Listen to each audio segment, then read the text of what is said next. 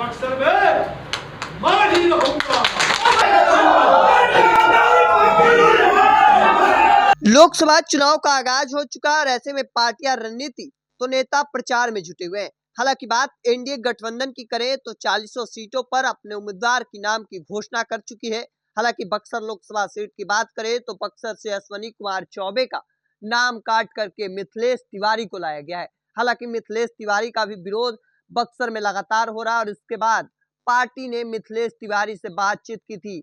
आला कमान ने उन्हें दिल्ली बुलाया था और दिल्ली में बुलाकर बातचीत की गई और ऐसे में अब अश्वनी कुमार चौबे का भी जो तेवर है वह देखने को मिल रहा है। क्योंकि इससे पहले मीडिया कर्मियों से बातचीत करते हुए अश्वनी चौबे का दर्द छलका था। उनका कहना है कि मैं ब्राह्मण था, इसलिए तमाम जो बातें हैं वह कही जा रही थी। हालांकि अब जो वीडियो निकलकर सामने आ रहा है उसमें तेवर दिखाए जा सकते हैं। उनका कहना है कि मैं बक्सर में ही रहूंगा और यह तेवर कहीं ना कहीं भारतीय जनता पार्टी के लिए मुसीबत बन सकती है। हालांकि अब यह देखना दिलचस्प होगा कि क्या अश्वनी कुमार चौबे बक्सर लोकसभा सीट से चुनाव लड़ते हैं या नहीं।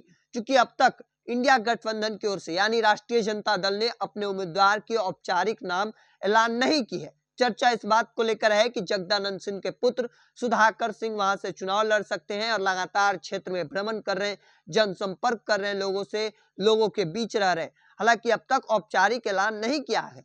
दूसरी ओर भारतीय जनता पार्टी के बड़े नेता रहे हैं अश्वनी चौबे का जो तेवर है वह देखने को मिल रहा है। उनका कहना है कि मैं बक्सर में ही रहूंगा और जो तस्वीरें हैं वह कहीं ना कहीं इस बात को लेकर साफ है कि चर्चा इस बात को लेकर हो सकता है कि अश्वनी चौबे पर एक बार फिर से मुहर लगाया जाए। भारतीय जनता पार्टी अपने प्रत्याशी का नाम में अगर बदलाव करे तो कोई हैरान करने वाली बात नहीं हो सकती है। क्योंकि अश्वनी चौबे का जो बक्सर लोकसभा सीट पर परिणाम रहा है उस पर बातचीत करें तो 2014 में 1,32,000 से अधिक वोटों से वह चुनाव जीतकर 2014 में गए हैं।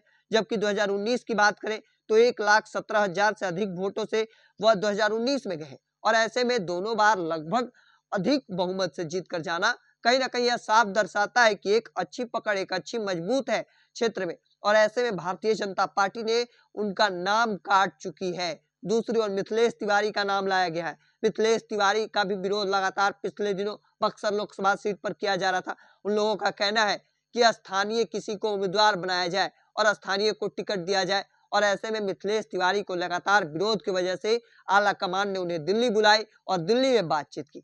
और ऐसे में अब चर्चा इस बात को लेकर है जो तेवर है वह कहीं ना कहीं दर्शा रहे हैं कि क्या भारतीय जनता पार्टी के लिए अश्वनी चौबे मुश्किल बनते हैं या फिर भारतीय जनता पार्टी अश्वनी चौबे को उम्मीदवार बनाती है। क्योंकि एक मजबूत तेवर जो है वह देखने को मिल रहे हैं। देखना दिलचस्प होगा आगे क्या कुछ निकलकर सामने आता है। तब तक के तमाम अपडेट को देखते रहने के लिए द इंडिया टॉप देखते रहे। धन्यवाद।